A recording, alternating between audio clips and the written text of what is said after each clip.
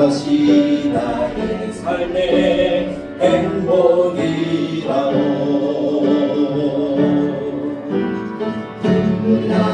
일 많지만 기도할 수 있는 것, 억울한 일 많으나 주를 위해 참는 것, 비록 짧은 삶 즐겁게로 사는 것, 이것이 나의 삶의 행복이라오.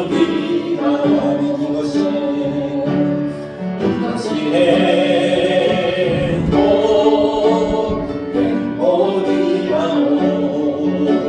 세상은 알 수 없는 하나님 선물.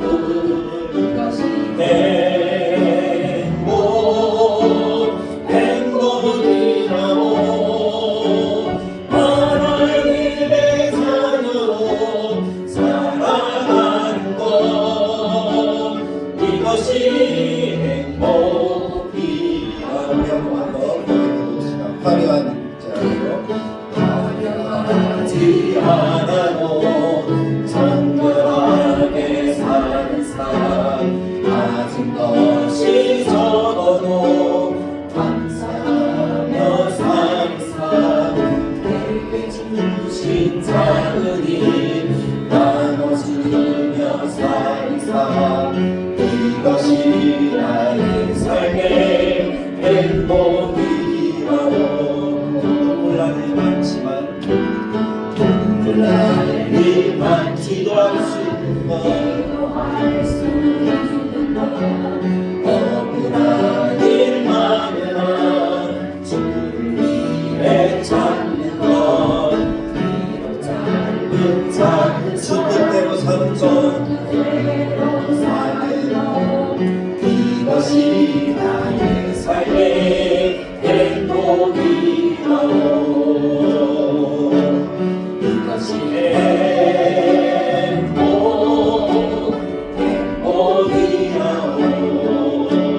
세상은 알 수 없는 하나님 선물. 이것이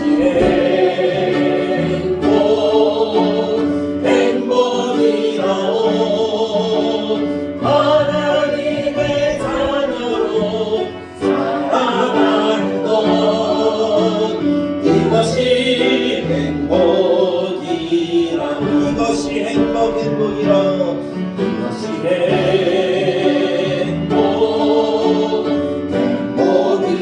행복이라오. 세상은 알 수 없는 하나님 선물. 이것이 행복이라오.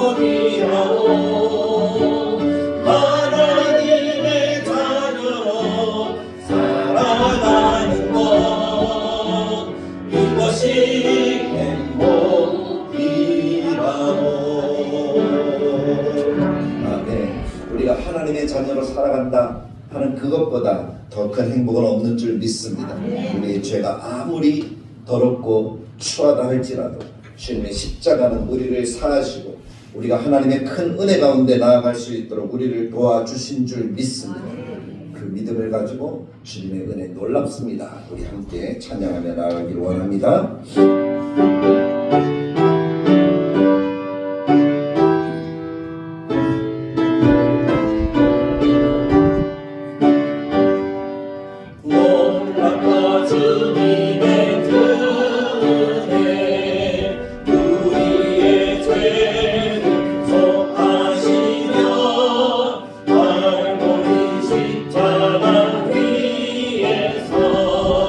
어린 양 모여를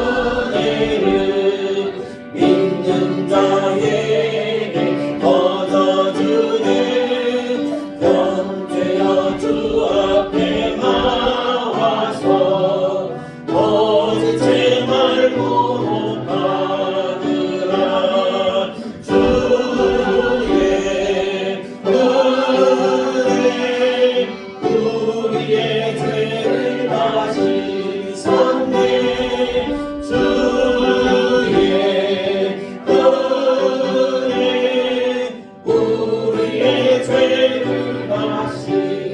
씻었네. 아멘. 우리의 죄를 다 씻으신 그 주님의 은혜를 우리의 마음속에 새기고 그 주님을 우리의 구주 삼고 성령과 피로써 우리가 하나님 앞에 찬송과 기도로 나아가기를 원합니다. 예수를 나의 구주 삼고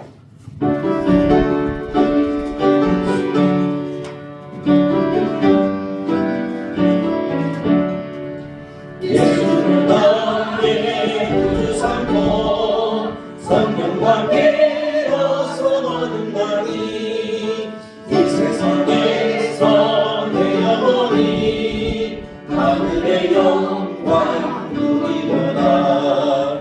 이것이 나의 간증이요 이것이 나의 찬송일세. 나 사는 동안 끊임없이 주를 찬송하리로다. 온전히 주께 맡긴대요. 사랑의 영성을 끊는 주께 천사는 함께하는 것과 하늘의 영광 보리로다. 이것이 나의 간증이요 이것이 나의 찬송일세. 나 사는 동안 끊임없이 주를 찬송하리로다.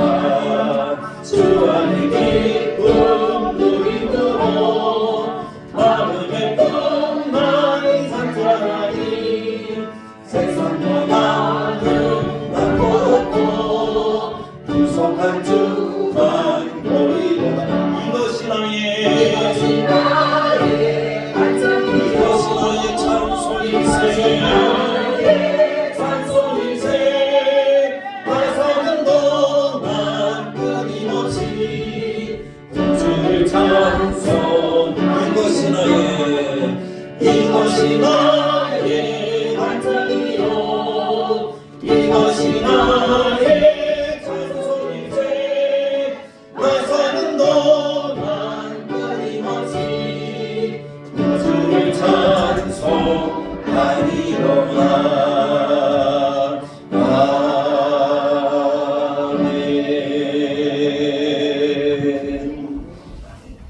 이제 우리 함께 하나님께 기도할 때 하나님 오늘도 우리가 예배 가운데 하나님을 만나게 하시고 하나님의 은혜가 우리 가운데 충만한 복된 예배의 시간이 되도록 주님 도우시고 인도하여 주옵소서.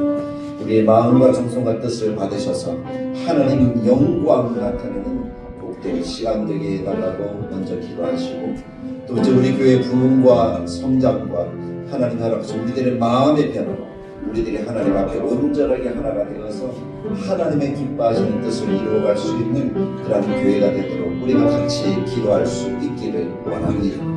그리고 하나님께서 우리 교회 이전과 또 여러 가지 우리가 당면한 그런 문제들을 하나님의 손에 맡기오니 하나님 친히 역사하시사 인도하시고 하나님의 복과 은혜를 충만하게 부어달라고 그렇게 기도합시다. 이 나라 민족의 평안과 안정을 위해서 하나님이 기뻐하시는 복음과 하나님 허락하신 하나님의 나라가 세워지는 역사들을 위해서 이 나라 민족을 위해서도 우리 같이 함께 기도하기를 원합니다. 다 같이 기도하겠습니다. 참 좋으신 하나님 아버지를 감사합니다. 오늘도 주님께서 함께 하셔서 하나님을 기도하고 하나님을 예배할 수 있도록 은혜를 베푸시니 참으로 감사합니다. 우리의 마음과 정성과 뜻을 다하여 하나님을 뵙기 원합니다. 하나님의 영광 받아 주시옵소서. 하나님의 기뻐하시는 뜻과 하나님의 인정의 충만한 인정으로 하나님 이 시간 주님의 성령의 충만한 인격과 은혜를 우리들에게 부어주시기를 하나님께 바라옵소서. 하나님이여 우리에게 하나님의 허락하신 은혜와 풍성한 역사들을 다하시고 성령의 충만한 이 시간 되도록 주님이 인도하여 주옵소서. 그래서 하나님 정말 하나님의 허락하시는 이 은혜가 우리 가운데 함께하여 우리 하늘교회가 기도하고 선포하고 온전하게 한마음 한뜻 되어 달려갈 수 있도록 도와주시기 원합니다. 우리 안에 던지고 우리 안에 파상을 생기는 그런 일들이 도와주시고 우리가 하나님의 말씀과 하나님의 하고자 하시는 일들을 위해서 온전히 마음을 합하여 하나님께 달려가는 아름다운 교회가 되도록 역사와 은혜를 더하여 주옵소서. 오래된 사람 하나님 우리 최근에 모인 모든 우리가 한마음을 하나님께 나아가기를 원합니다. 역사하여 주시고 은혜와 긍휼로 충만하지 우리 나들을 구하는 이 자를 은혜를 두고 기도하니 하나님 모든 일들을 하나님께 맡기옵니다. 하나님께서 선악간의 아름다운 역사를 이루어주시고 우리에게 허락하신 아름다운 뜻을 통하여 하나님의 나라가 하나님의 영광이 나타나도록 주님 도우시고 인도하여 주옵소서. 이 나라 민족을 주님께 불쌍히 여기시고 하나님의 국민이 필요하냐 하나님의 선하신 도움의 손길이 필요하니 하나님이 함께해 주셔야겠습니다. 앞으로 더럽 온다 하나님 이 땅을 무너뜨리려는 모든 더럽은 나서는 예수를 따르게 하시고 우리 하나님의 약하신 평화가 기쁨이 하나님의 나라를 이루고 복음으로 온 땅에 나아갈 수 있는 그런 성교의 사명을 감당하는 데 주님 함께 하시고 도와주시옵소서. 하나님 기뻐하시고 선하게 하시고 아름답게 하시고 놀라운 역사가 오늘 이 시간 우리 가운데 나타나도록 도와주시옵소서. 예배 가운데 인도하신 하나님 우리의 마음을 만드시고 우리를 새롭게 하시고 우리가 하나님의 기뻐하시는 뜻을 하나님 알 수 있도록 도와주시옵소서. 영광받아 주옵소서. 다 같이 자리에서 일어나셔서 함께 찬양하고 하나님께 예배를 드리고 합니다.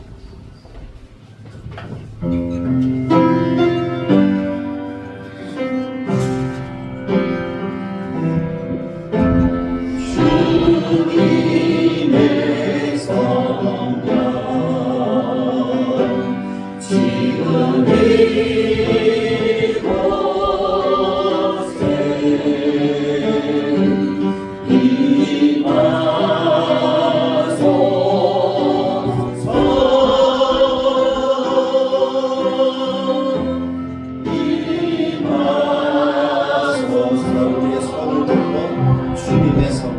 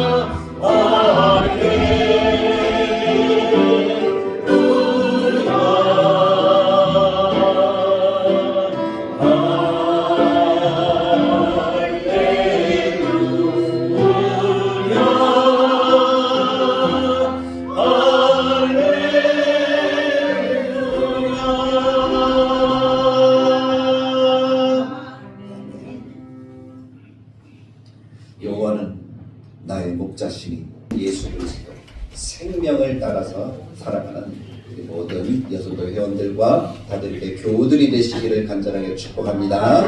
성경을 고백합시다.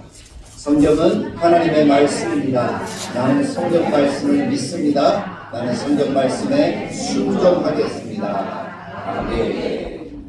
오늘 우리가 읽은 사도행전 2장 1절부터 13절까지 말씀을 가지고 기다림의 끝, 성령의 시작이라는 제목으로 함께 은혜를 나누기를 원합니다. 사람들은 기다림에 대해서 좀 약한 경향들이 있는 것 같아요. 특히 한국 사람들은 잘 기다릴까요? 아니면 잘 못 기다릴까요? 잘 못 기다려요. 왜냐하면 우리는 어릴 때부터 막 6.25라는 큰 전쟁, 동남, 그 다음에 앞에 일제시대 때 그 어려움, 그런 것들을 겪어서 그랬는지 모르겠지만 그 이후부터는 한국 사람들은 대부분이 무엇인지 빨리빨리 해야지 직성이 풀리는 그러한 마음들이 다 있는 것 같아요. 그래서 이것도 빨리요, 저것도 빨리 해야 되고 뭐든지 다 빨리빨리 하다 보니까 마음에 무엇이 없어요? 여유가 없어요. 그래서 그런지 기다린다라고 하면은 이게 마음이 좀 많이 불안합니다. 마음이 불안하면 사람들이 어떤 마음이 들죠? 조급해지잖아요. 그래서 엘리베이터를 딱 타도 이게 그냥 버튼만 딱 누르면 되는데 내가 올라가려면 어느 버튼을 눌러야 되죠? 올라가는 버튼을 눌러야 되잖아요. 내려가려면 내려가는 버튼을 눌러야 되는데 빨리 내려가고 내려가는 버튼을 눌러놓고 왜 안 올라가냐고. 그것만 계속 누르고 있는 사람이 있어요. 신호등 앞에 저도 좀 그런 경향이 있는데 신호등 앞에 딱 서면은 빨간불이에요. 그럼 파란불이 올 때까지 어떻게 해야 돼요? 기다려야 되는데 기다리지 못해 발을 동동 구르면서 빨리 바뀌자마자 막 뛰어. 그런 경우들이 참 많죠. 사실 보통 말이 누른다고 해서 이게 빨리 오는 것도 아니고 신호가 내가 발을 동동동동 구르고 있는다고 해서 신호가 빨리 바뀌는 것도 아닌데 기다림이 익숙하지 않고 좀 마음이 조급하고 불안하다 보니까 그런 일들이 우리 가운데 참 많다 하는 생각이 들어요. 오늘 사도행전 2장 말씀도 우리들에게 그런 기다림에 대해서 이야기해요. 그래서 제자들의 모습을 보면서 제자들도 그런 마음이 아니었을까, 꼭 그랬을 것 같다. 무엇인가 불안하고 조급하고 하는 그런 마음들이었을 것 같다 싶은 생각이 들어요. 예수님께서 승천하시면서 제자들에게 하신 말씀이 예루살렘을 떠나지 말고 내가 너에게 분부한 것을 이렇게 약속하신 것을 기다려라 라고 하시면서 주님이 하늘로 올라가셨는데 문제는 그것이 언제라고 말하지 않는 거예요. 몇 날이 못 돼요 라고만 이야기하고 며칠이라고 얘기하지 않으신 거예요. 그러다 보니까 하루가 지나고 이틀이 지나고 열흘이 지나도 아무 일도 일어나지 않더라는 거예요. 제자들의 마음속이 어땠을까요? 몇 날이라 그랬으니까 한 몇 날이 한 며칠 정도 생각됩니까? 우리 생각에 한 이틀? 한 3일? 한 길어도 5일? 그 정도 되면 몇 날 이렇게 되는 거잖아요. 근데 그 몇 날이라고 했는데 10일째가 되어도 아무 일도 일어나지 않는다. 혹시 정말 예수님 말씀이 맞아? 성령 약속하신 성령님이 오시기라도 하는 거야? 우리가 잘못 들은 것 아니야? 하는 그러한 조급함, 초조함 그런 것들이 있었을 것 같다 싶은 생각이 들어요. 근데 오늘 성경은 어떻게 시작하는가 하면 오순절 날이 이르매 그만큼 시간이 흘렀다는 거예요. 누가복음은 예수님께서 성령에 의해서 잉태되셨고 성령의 능력으로 사용하셨고 또 성령의 약속을 남기고 승천하셨다 하는 것으로 끝내고 있습니다. 근데 오늘 사도행전 2장은 그 약속이 더 이상 말로 끝나는 것이 아니라 실질적으로 일어나는 사건이 되었다 하는 것을 우리들에게 가르쳐주고 있는 거예요. 예수님의 말씀은 그냥 말이 아니라 우리 가운데 이루어지는 약속의 성취라는 사실을 우리들에게 가르쳐주는 말씀이 오순절 날이 이미 이르매라는 이 말씀인 것 같습니다. 이 날은 달력에 동그라미 친 날이 아니잖아요. 신방을 하다 보니까 누구 생일 동그라미 쳐있고 무슨 날 동그라미 쳐있고 막 그러더라고요. 그런 날은 누가 뭐라고 해도 어떻게 해요? 다 오잖아요. 그날 되면 변함없이 생일이고 그날 되면 변함없이 그런 일들이 일어나요. 근데 예수님이 말씀하신 몇 날이 못 돼요 라는 이 말은 달력에 동그라미 쳐있는 그런 날이 아니더라고요. 하나님께서 하나님의 시간이 되어야지 이루어지는 일이더라고요. 성령의 약속이라는 것은 사실 그것입니다. 하나님이 주셔야지 이루어지는 특별한 하나님의 약속이라는 거예요. 근데 우리는 몇 날이 못 돼요. 그러면 곧 일어날 것처럼. 예수님이 승천하시면서 다시 오신다고 그러셨잖아요. 근데 그때부터 지금까지 우리 선조들도 마찬가지고 저도 마찬가지지만 주님이 곧 오실 거야. 그리고 지금 저희들은 뭐라고 얘기하는 건 말세지만 지금은 말세 가운데도 말세야. 처처의 지진과 기근과 전쟁의 소식들이 얼마나 많이 일어나는지. 어저께만 해도 어떤 전쟁의 소식이 있는가 하면 북한이 이란의 전쟁에 참전하기만 하면 그 이스라엘 총리가 하는 얘기가 북한을 평양을 불바다 만들 거야. 그런 이야기까지 했다 그러더라고요. 아니 그런 이야기들이 자꾸 들리는 거예요. 전쟁의 소식. 마태복음 24장에서 이야기되어지는 그 마지막 때의 시작의 소식들이 들려지니까 아 정말 예수님이 곧 오시는 겁니다. 몇 날이 못 돼요. 그런데 그러면서 흘러왔던 세월이 어떻게 됐습니까? 2000년이 넘었던 이 시간들이라는 거죠. 우리가 우리 시간을 다 재단해 놓고 요때 오시겠지 이렇게 생각하지 말라는 거예요. 하나님의 때가 되어야지 하나님께서 허락하시는 은혜의 역사와 하나님이 부어주시는 축복이 우리 가운데 임한다는 사실을 우리가 마음속에 새겨야 될 줄로 믿습니다. 그것이 오늘 말씀하는 오순절 날이 이미 이름에 라고 시작되어지는 이 말씀의 의미라는 거예요. 그럼 언제 하나님이 허락하신 약속이 우리 가운데 이루어질까? 그 약속이 이루어지기를 원할 때 우리들이 해야 될 것이 뭘까? 예수님께서 몇 날이 못되어 성령을 너희가 선물로 받으리니 너희들은 예루살렘을 떠나지 말고 함께 있으라고 말씀하셨어요. 이곳을 떠나지 말라라고 얘기를 하셨어요. 그럼 우리가 해야 될 일이 무엇이라는 거죠? 떠나면 안 되는 거예요. 떠나지 말고 기다려야 그곳에 하나님이 약속하신, 예수님이 약속하신 누가 임하시는 거죠? 성령님이 임하신다는 거예요. 그래서 오늘 말씀에 1절에 보면 이렇게 이야기를 하죠. 오순절 날이 이미 이름에 그들이, 저는 이 두 단어가 아주 중요하다고 생각하는데, 다 같이 한 곳에 모였다. 다 같이 한 곳에 모여 있었다는 거예요. 모여 있어서 그들이 뭐 했다는 겁니까? 성경에 따르면 그들이 함께 기도했다는 거예요. 주님이 허락하신 그 은혜들을 기다리면서 그들이 기도했다는 거예요. 그런데도 불구하고 그들은 연약해요. 여전히 기다리면서도 조급함은 어쩔 수 없어요. 그래서 베드로가 조급함에, 오늘 1장 말씀 우리가 12절부터 우리 26절까지 읽지는 않았지만 그 말씀 가운데 보면 베드로가 다 일어나가지고 야야 우리 가운데 유다가 사라졌다. 근데 우리 사도는 12명 아니냐. 그래서 한 사람을 뽑자. 그래서 누구를 뽑았습니까? 마띠아라는 사람을 뽑아서 12 제자가 되게 하는 일들도 있었어요. 아직 성경도 받기 전인데. 그들이 그 마음이 어땠다는 거예요? 조급하고 불안했다는 거예요. 혹시 11명이라서 안 되는가? 12명 채워야 되는가? 그런 마음이 아니었을까? 또 십자가 앞에서 우리가 도망갔던 기억도 있지 않았습니까? 예수님이 붙들려 가실 때, 예수님이 십자가 다니실 때 그 현장에 있었던 제자가 있었습니까? 없었습니까? 한 사람으로 다 도망갔었어요.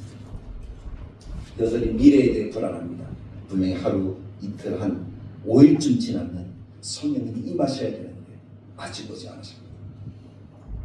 근데 그로부터 5일이 더 지나서 10일째 되는 날, 오순절 날이 이미 이르네. 그들이 하나님으로부터 성령을 받았다는 거예요. 그 성령을 받을 때에 그들의 모습이 다 같이 한 곳에 모여 있었다는 것입니다. 예수님의 말씀에 순종하여서 자리를 지키고 있었다는 것이죠. 예수님이 십자가에 죽으시고 예수님이 부활하셨다. 그럼 며칠 동안 세상에 계셨습니까? 40일 동안 세상에 계시면서 그의 부활을 나타내 보이셨어요. 그랬더니 제자들은 분명히 예수님이 하나님이시구나라는 확신을 가졌을 거예요. 그리고 예수님이 말씀하셨잖아요. 몇 날이 못되어 성령을 선물로 받으리라. 그것도 믿었어요. 그래서 어떻게 하는 거예요? 약속하신 성령이 올 때까지 불안하기도 하고 조급하기도 했지만 그럼에도 불구하고 떠나지 않을 수 있었던 것은 그 약속을 확실하게 믿었기 때문이죠. 예수님이 분명히 우리의 하나님이다, 우리의 메시아라는 사실을 분명히 믿었기 때문인 줄 믿습니다. 그 믿음 위에 하나님이 성령을 주신 거죠. 성령이라는 것은 어떤 특별한 영웅적 그런 사람들에게만 주시는 것이 아니라는 거예요. 특별하게 신약 시대를 살아가는 우리들에게 있어서 성령의 임재는 어떤 한 개인, 기도 잘하는 사람, 아니면 믿음 강한 한 사람, 그 사람에게 주시는 것이 아니라 함께 모여 기도하며 기다리는 같은 약속을 붙들고 있는 사람들에게 그 공동체 위에 부어주시는 것이 성령의 충만이다. 구약의 이스라엘의 모습도 그랬고 신약의 교회의 모습도 그랬습니다.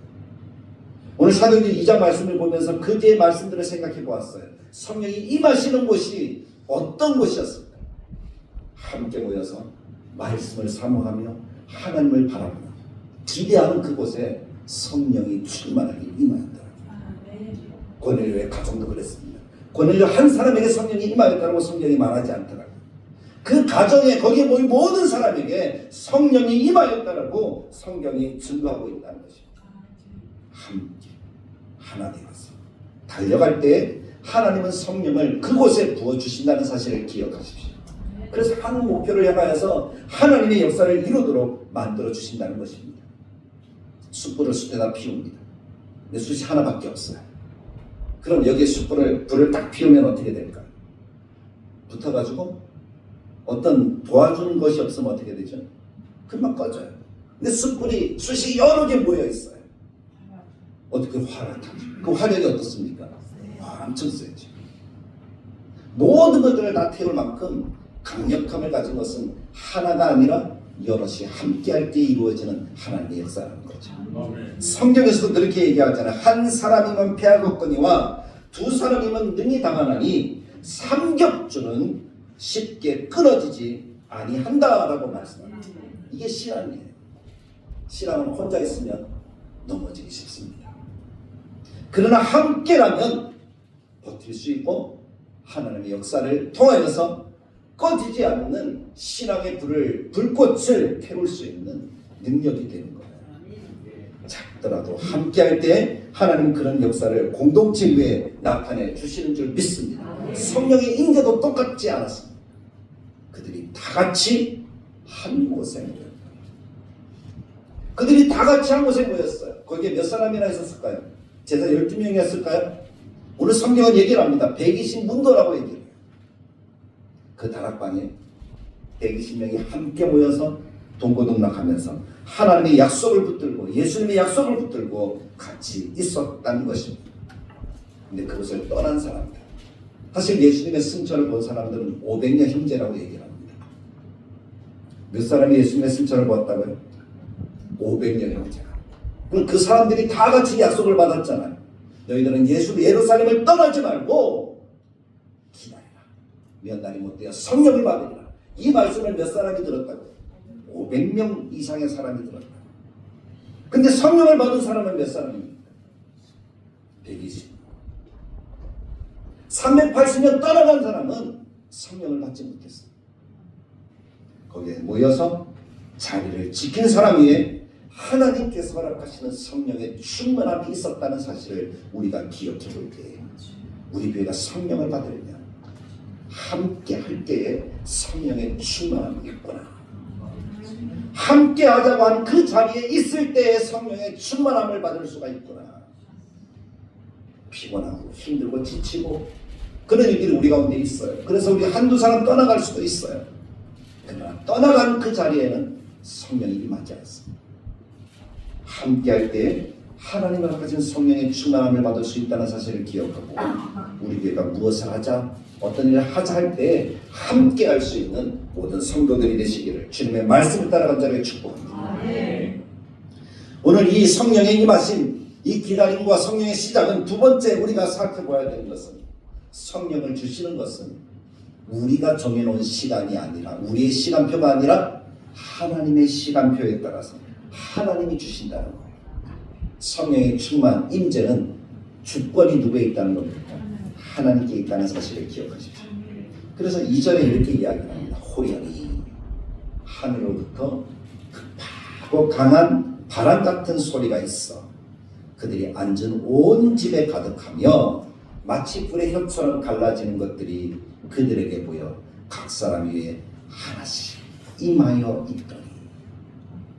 오늘 성경이 그렇게 얘기를 합니다. 제자들이 기도하고 그 자리에 있었어요. 근데 그 제자들이 정해놓은 시간이 아니에요. 호련히 하늘로부터 하나님의 시간표가 되니까 성령을 부어주시더라는 겁니다. 제자들이 기도해서 기도 분위기가 뜨거워서 성령이 임한 게 아니에요. 우리는 그렇게 착각할 수 있어요. 분위기가 좋으니까 성령님이 임할 것 같다. 그런 얘기 종종 하잖아요. 근데 분위기 때문에 성령님이 임하시는 거 아니라는 거예요. 감정이 최고조에 달할 수가 있어요. 특히 설교하다 보면 설교자가 그럴 때가 있거든요. 감정이 막 격해져서 말씀을 선포할 때가 있어요. 그렇게 감정이 최고조에 달아오른다고 해서 성령이 임하는 것이 또한 아니라는 것입니다. 성령은 하나님의 때에 하나님이 부어주셔야 임한다는 사실을 기억하십시오. 우리나라 초창기 교회 때 1907년에 대붕의 역사가 있었습니다. 그 대붕의 역사를 이룰 시작하게 된 배경이 부흥회라는 것을 하였는데 그때는 부흥회를 일주일 동안 했어요. 아침, 점심, 저녁 계속 모여서 말씀을 듣고 했어요. 그런데 그 부흥회는 유독히 냉랭하기 그지없었어요. 말씀이 선포되어지고 기도를 하는데 성령이 임하지 않는 거예요. 보통 1904년에 부흥회가 있을 때는 성령이 역사하셨거든요. 근데 1907년에 부흥회 때는 성령의 역사가 일어나지 않는 거예요. 얼마나 답답할까. 그런데 마지막 날 한 장로님, 그때는 장로님이셨죠. 성령의 역사가 일어나지 않은 거. 자기의 죄인 줄 알고, 자기 죄 때문인 줄 알고 자기의 죄를 회개하기 시작했어요. 친구의 돈을 훔쳤다. 내가 사기를 쳤다. 그러면서 자기의 죄를 회개하는데 그때 성령의 역사가 일어나기 시작합니다. 하나님이 주시는 성령은 첫째 날이든 마지막 날이든 하나님이 주시고자 하실 때에 성령이 임한다는 사실을 우리들에게 보여줍니다. 아무도 그 회개의 시간을 의도하지 않았어요. 계획하지도 않았어요. 부흥회는 찬양과 기도와 말씀이니까. 첫날에도 회개했을 거 아니에요. 둘째 날에도 회개했을 거 아니에요. 근데 회개는 마지막 날 그 장로님이 서서 회개할 때에 모든 사람들의 마음속에 성령이 임하여서 그때부터 그 부흥회 끝나지 않고 이 장로님이 회개하니까 또 다른 집사님이 했고 다른 성도가 회개하고 거기에 있는 모든 사람들이 회개하는 역사가 일어나니까 한국교회의 부흥의 역사가 불길처럼 타오르기 시작했다 하는 역사를 우리는 볼 수가 있는 것이죠. 성경은 분명히 말합니다. 그 역사도 증거합니다. 성령이 임하시면 하나님이 하나님의 때에 부어주시는 것입니다. 그 역사가 보이지 않습니다. 오늘 성경도 얘기하자 바람 같은 소리가 있어. 소리만 들은 거예요. 보았습니까? 보았습니까? 보진 않았어요. 그러나 분명하게 존재합니다. 성령의 역사는 보이지 않습니다. 그러나 분명하게 성령의 역사는 있다는 사실을 기억하십시오. 바람이 불면 나뭇잎이 흔들리죠. 먼지가 날립니다. 그리고 공기가 변합니다. 갑자기 시원해지기도 하고 따뜻해지기도 하고 이 바람의 공기에 따라서 분위기가 달라지는 거예요. 성령의 역사도 그렇다는 겁니다. 성령은 눈에 보이지 않지만 사람을 움직이기 시작합니다. 성령이 임하시면 하나님이 허락하시는 역사가 나타난다는 거예요. 하나님이 움직여 가시는 그런 분위기가 일어난다는 거예요. 정전된 집에 건물에 전기가 들어오면 어떻게 되죠? 이 전기가 들어왔다 안 왔다 뭐 그거 우리가 따질 필요가 없어요. 무엇이 밝아집니까? 불이 켜지잖아요. 설명이 필요 없잖아요. 아, 전기가 들어왔구나. 불이 켜졌습니다. 엘리베이터가 움직이고 냉난방기가 돌아가고 전기가 들어오는 거죠. 성령이 임하시면 사람 안에서 일어나는 변화도 그렇습니다. 하나님이 주시는 확신이 있고 하나님이 주신 평안이 있고 하나님이 주신 기쁨이 있고 달라지는 삶의 모습이 일어난다는 겁니다. 오늘 성경도 그렇게 얘기해요. 성령이 임하셨어요. 4절에 그들이 나 성령의 충만함을 받고 성령이 말하게 하심을 따라 다른 언어들로 말하기를 시작하니라 라고 성경이 기록합니다. 그들이 말하기 시작한 거예요. 입이 열렸어요. 그리고 뭡니까? 두려웠던 마음들이 열려서 그들이 바깥으로 뛰어나갔어요. 그들의 풀리기 시작하는 역사가 나타났다는 것입니다. 감정의 초고조가 되어서 일어난 것이 아니라 성령이 임하니까 삶이 변하는 거예요. 성령이 임하니까 마음이 뜨거워집니다. 거꾸로 생각하지 마십시오. 마음이 뜨거워지니까 성령이 임했다? 아니에요. 성령이 임하니까 마음이 뜨거워지고 성령이 임하니까 우리들의 마음의 문이 열리는 거예요. 방향이 바뀌는 거죠. 제자들이 왜 다락방의 문을 꼭꼭 닫고 숨어 있었습니까? 두려움 때문이잖아요. 예수님이 약속하셨지만 자기들은 여전히 두려운 거예요. 나가서 붙잡히면 어떻게 되죠? 자기들도 죽게 되니까. 감옥에 갇히게 되니까. 예수님을 죽인 저 폭도들이 자기들도 죽일 거니까요. 그래서 어떻게 한 거예요? 문을 꼭꼭 닫고 숨어 있었어요. 말 한마디, 예수님이 억울하게 죽었다 한마디 할 수가 없는 거예요. 근데 성령이 임하니까 어떻게 됐죠? 두려웠던 마음이 담대함으로 바뀐 거예요. 죄인의 마음이 이제는 복음을 전하는 선교자가 된 거예요. 그들의 삶이 바뀌어서 이제는 복음을 증거하여서 당당하게 예수가 메시아다라고 증거할 수 있는 그러한 사람들이 되었다는 것이죠. 제자들의 평안. 성령이 임하면 그런 역사가 나타나는 줄 믿습니다. 저는 우리 교회가 그렇게 되기를 간절하게 축복합니다. 우리 교회 성령이 임하여서 우리 성도들의 삶이 변화가 되어지고 우리들의 마음이 뜨거워지고 우리들의 열정을 가지고 달려갈 수 있는 역사, 온전하게 하나 되어서 하나님의 아름다운 교회를 세워가는 역사가 우리 가운데 나타나기를 간절하게 축복합니다. 그러면 성령이 말하게 하심을 따라서, 성령이 말하게 하시면요 우리가 생각하는 것과 달라요. 우리가 말이라고 다 하잖아요. 그런 말이라고 다 하는 것이 아니에요. 성령은 성령이 할 말을 하게 하시고 하지 않을 말은 멈추게 하십니다. 그리고 세상이 반응하게 하십니다. 오늘 성경에 보니까 우리가 5절부터 마지막 절까지 보면 이 사람들이 나아가서 말을 했잖아요. 예수는 그리스도라고 복음을 전했잖아요. 근데 그 말을 듣는 사람들이 얼마나 많은 사람들이 있었는지 성경이 기록하잖아요. 우리는 바대인과 9절부터 쭉 보면 11절까지 그 사람들이 온 지역들이 쭉 있어요. 근데 이 사람들이 언제부터 붙들려 갔던 사람들입니까? 언제부터 흩어졌던 사람들입니까? 북이스라엘이 멸망할 때부터, 북이스라엘이 멸망할 때부터 그들이 잡혀가서 흩어져 있던 사람들이에요. 예수님이 오셨을 때, 예수님 십자가에 돌아가실 때, 그 유월절 날 사람들이 와서 유월절을 지키기 위해서 있는 사람들이에요. 근데 그것이 몇 년인지 아십니까? 얼마나 오래돼? BC 586년에 북이스라엘이 멸망하니까요. 500년. 짧게는 400년, 길게는 500년. 이 기간 동안에 외국에 살았다. 그럼 이스라엘 말 잘 할까요? 뭘 할까요? 한국 사람이 외국에 이민 가가지고 갔다가 돌아온 사람들 보니까 말이 아주 유창합니까? 아니면 우리 말이 좀 서투릅니까? 서툴어지잖아요. 그것의 말을 막 쓰다 보면 자기 말이 서툴어지는 거죠. 잘 알아듣지 못하고 말도 못해요. 그럼 외국 말이 편한 거예요. 외국에 오래 살던 분들 만나니까 그러더라고요. 자기는 영어가 더 편하대요. 캄보디아 가서 선교사님과 얘기하는데 캄보디아 말이 더 편하대요. 왜냐하면 그곳에서 살아가다 보니까 그렇다는 거죠. 그럼 여기 온 사람들도 마찬가지라는 거죠. 자기들의 말이 더 편한데 제자들이 성령의 충만함을 받고 성령의 말하게 하심을 따라서 다른 언어로 말하기를 시작하는데 제자들의 말이 그들의 귀에 어땠다는 거예요? 들렸다는 거예요. 최소한 15개 지역에서 이상 지역에서 온 사람들이거든요. 근데 그 제자들이 하는 말이 자기들의 말에 귀에 자기들이 살던 동네의 말로 들렸다는 거예요. 할렐루야. 그것이 성령이 없어요. 말이 들려지는 거예요. 이 말이 성령이 말하게 하심을 따라 일어나는 역사인 줄 믿습니다. 제자들이 말한 것이 아니라 그러니까 내 말이 아니라 누구의 말이에요? 성령이 말하게 하셨다는 것이지. 그들이 알아들을 수 있는 말.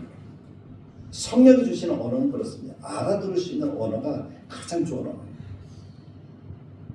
성령은 처음부터 복음을 전달하게 하십니다. 예수가 그리스도다. 예수님이 십자가, 예수님의 부활, 예수님이 다시 오실 것이다. 우리의 죄를 사하셨다. 우리를 구원하셨다.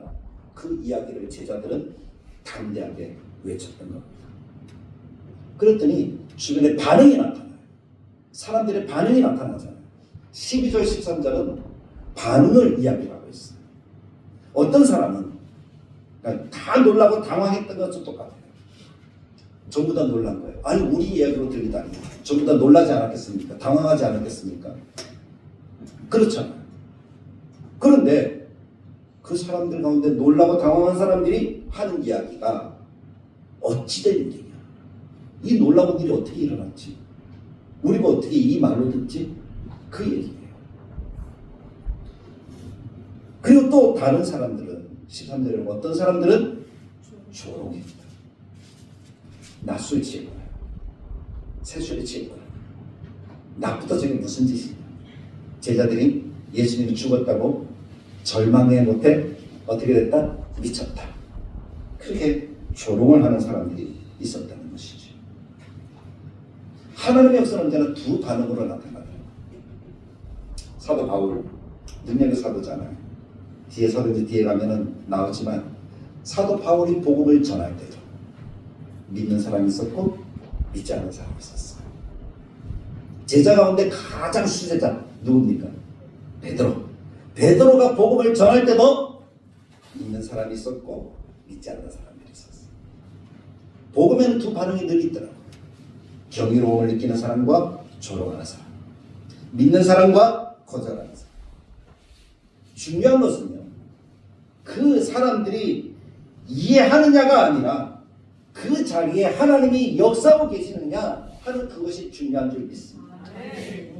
저는 분명히 믿습니다. 조롱하는 사람들이 있었지만 하나님은 제자들을 통해서 성령으로 역사하고 계신 줄 믿습니다. 성령이 임재하셔서 그런 역사가 나타나는 거예요. 우리에게 역사, 우리에 가서 복음을 전하면 그것이 누가 일하고 계신 거예요? 하나님이 일하시는 거예요. 듣는 사람도 있고 안 듣는 사람도 있을 거예요. 근데 우리가 관심 가질 사람은 어떤 사람이죠? 듣는 사람들이고, 그 사람들이 더욱더 확실하게 주 예수 그리스도를 믿을 수 있도록 그들과 함께하는 거죠. 그들에게 더 가까이 나아가는 거죠. 그것이 하나님이 하시는 일이라고 저는 분명히 믿습니다. 우리 교회가 움직여가는 것도 저는 성령께서 그 일을 하고 계시다고 분명히 믿습니다. 우리는 맡겼어요. 그러나 하나님은 일하셨어요. 그것이 우리 교회의 모습이잖아요. 그리고 우리에게 지금 기다리라고 하죠. 조급해요. 근데 저도 조급한지 한 주에 한 번씩 하늘교회 전화를 해요. 어떻게 됐어요? 어떻게 됐어요? 여러분들이 다 얘기하진 않지만 그게 우리들의 마음인 거예요. 그때마다 하나님이 주시는 말씀이 뭔가 하면 기다려. 내가 일하고 있다. 기다려. 하나님이 일하셔야지 더 완전하게 되는 줄 믿습니다. 시기는 우리가 정하는 것이 아니라 하나님이 하시는 것인 줄 믿습니다. 그럼 우리 믿고 기다리는 거죠. 기도하는 거죠. 하나님이 도우실 줄 믿습니다. 오순절의 역사가 우연이 아니듯이 우리가 살아가는 이 땅의 삶에 하나님의 백성들이 걸어가는 길도 우연이 아닌 줄 믿습니다. 제자들의 열심의 결과도 아닙니다. 우리가 열심히 한다고 되는 것이 아니에요. 하나님이 해주셔야 되는 줄 믿습니다. 하나님께서 오래전부터 준비하신 약속의 성령, 태초부터 준비하신 것, 우리가 이 땅에 태어나는 것도 태초부터 준비하신 하나님의 일인 줄 믿습니다. 그래서 우리가 2026년을 살아가는 거예요. 하나님께서 우리를 통해서도 언약을 성취하고 계신 줄 믿습니다. 제자들이 성령님을 앞당기지 못했습니다. 하나님께서는 성령을 늦추시지 않으셨습니다. 하나님이 정하신 때에 성령을 주셔서 하나님의 역사를 이루어 주신 거죠. 하나님은 언제나 정확한 시간에 정확한 방식으로 일하신다는 사실을 우리가 믿을 수 있기를 간절하게 축복합니다. 그것을 믿고 사랑하는 성도들, 우리가 욕심을 과도하게 가지지 않기를 바랍니다. 조바심을 너무 부리지 않기를 원합니다. 시간을 내가 어떻게 하려고 하지 않기를 바랍니다. 내가 가진 것을 어떻게 하려고 하지 않기를 바랍니다. 하나님이 하시도록 맡기는 거예요. 그 기다림 속에 하나님 움직이시더라. 밥을 하잖아요. 밥을 했는데 배가 고파요. 근데 아직 시간이 남았는데 뚜껑을 열어요. 그럼 밥을 먹을 수 있어요, 없어요? 생쌀을 씹어야 되잖아요. 근데 요즘 밥솥은 어떻게 해요? 열라 그러면 아직 시간이 안 됐다고 기다리라고 해요. 뜸 들일 때 되면 지금부터 뜸을 들이니까 조심하라고 해요. 밥솥이 다 얘기해 주더라고요. 그럼 기다리면 돼요. 기다렸다가 다 됐습니다 하면 또 다 됐다고 얘기해 주잖아요. 그때 밥통을 열면 그 시간대가 제일 맛있더라고요. 조금 지나니까 밥맛이 좀 떨어지더라고요. 뜸 들일 때까지 기다려야 돼요. 우리 모든 시간표를 사랑하는 성도 여러분, 나에게 맞추지 마십시오. 하나님께 맞추시고, 하나님이 기다리러 가시는, 뜸을 들이고 계시구나, 더 맛있는 밥을 주시기 위해서 뜸을 들이고 계시구나, 조금만 기다리면 되겠네. 내가 조금 더 기다린다고 내가 죽는 것은 아니잖아요. 내가 배가 꺼져가지고 내가 어떻게 되는 것도 아니잖아요. 기다리면 더 맛있는 밥이 우리를 더 행복하게 만들 줄 믿습니다. 성령은 서두르는 사람에게 임하는 것이 아니라 말씀 안에 머물고 기다릴 줄 아는 사람에게 성령을 주십니다. 어떤 성도가 목사님께 이렇게 물었습니다. 목사님, 기도해도 아무 변화가 없던데요. 그런 이야기 너무 많이 듣거든요. 그런데 자세히 보았습니다. 그랬더니 그 성도는요, 기도보다 포기가 빠르더라. 한두 번 기도해보고 안 되던데요, 안 하는 거예요. 그러니까 기도해도 응답이 없는 거죠. 하나님은 우리가 생각하는 끝, 바로 그 다음부터 일하시고 계시는 줄 몰라요. 하나님은 그렇게 역사하십니다. 우리의 생각, 그 다음 일까지도 하나님은 역사하고 계시다는 사실을 기억하고 우리가 하나님을 기다릴 줄 아는 지혜가 있기를 간절하게 바랍니다. 아무 일이 일어나지 않는 것처럼 보인다 할지라도 사실은 하나님은 일하고 계십니다. 모세를 생각해 보십시오. 하나님이 일하지 않는 것처럼 보였어요. 손만 내밀고 있었어요. 그러나 하나님은 일하셔서 홍해를 가르셨어요. 요단강을 멈추게 했어요. 하나님은 일하시고 계신 줄 믿습니다. 그러므로 우리가 해야 될 일은 뭘까요? 제자들처럼 다 같이 한 곳에 모여 자리를 지키는 거예요. 지켜진 자리 위에 하나님의 역사가 나타날 줄 믿습니다. 기다림을 실패로 여기지 마십시오. 기다림은 뜸을 들이는 것이고 더 잘 되도록 하나님이 일하시는 순간입니다. 무르익는 겁니다. 벼를 심었어요. 바로 추수할 수 없잖아요. 벼를 심으면 자라서 고개 숙이고 익을 때까지 기다려야 되죠. 성령의 목적을 기억하십시오. 성령의 충만은 나를 드러내기 위한 것이 아니라 하나님의 영광과 복음을 전하기 위한 것인 줄 믿습니다. 우리 교회 일들도 우리 교회의 영광이 아니라 복음을 전하기 위한 하나님이 일하시는 역사가 되기를 간절하게 축복합니다. 그래서 우리가 오늘 이 말씀을 우리가 늘 읽는 말씀 가운데 하나지만 하나님이 하시는 일을 보여줍니다. 우리도 그에 동참하려면 기다리며 함께 기도해야 되겠구나. 그 마음을 가지고 마음을 합하는 우리 다들에게 모든 교우들이 되시기를 주님의 말씀을 따라 간절하게 축복합니다.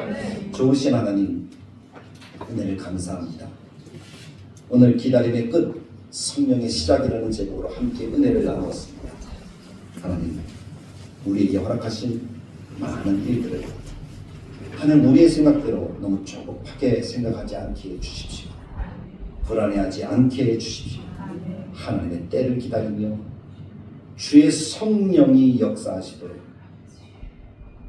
함께 다같이 기도할 줄 아는 우리 모두가 되게 하여 주옵소서. 함께 다같이 한 마음으로 나아갈 줄 아는 우리 다대로 교회가 되게 하여 주옵소서. 하나님과 허락하신 아름다운 역사들과 하나님의 뜻이 이루어지는 것을 우리가 보며 하나님께 온돌고 주의 복음을 위해서 사용되어지는 이 교회가 되도록 하나님 은혜 위에 은혜를 부어 주옵소서. 예수님의 이름으로 기도드리옵나이다. 아멘. 우리 비전 찬양 드리겠습니다.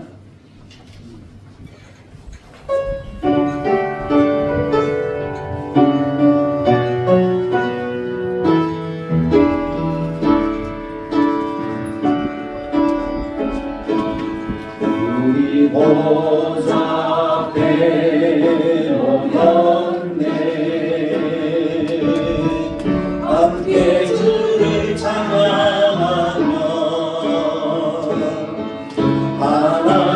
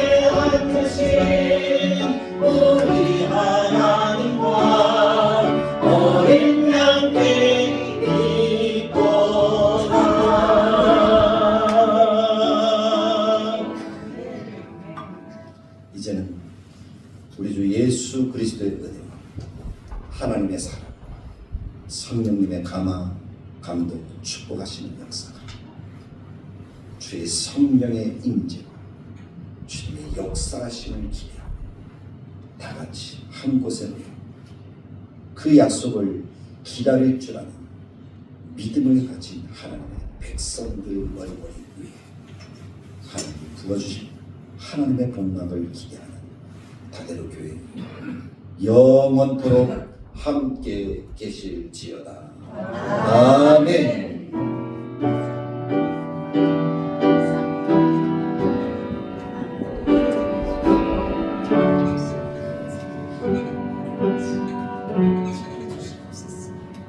예배를 마쳤습니다. 우리 앞뒤 양옆으로 우리 성령을 기다립시다 라고 인사하시기 바랍니다. 성령께서 역사하시는 그 은혜가 나타날 줄로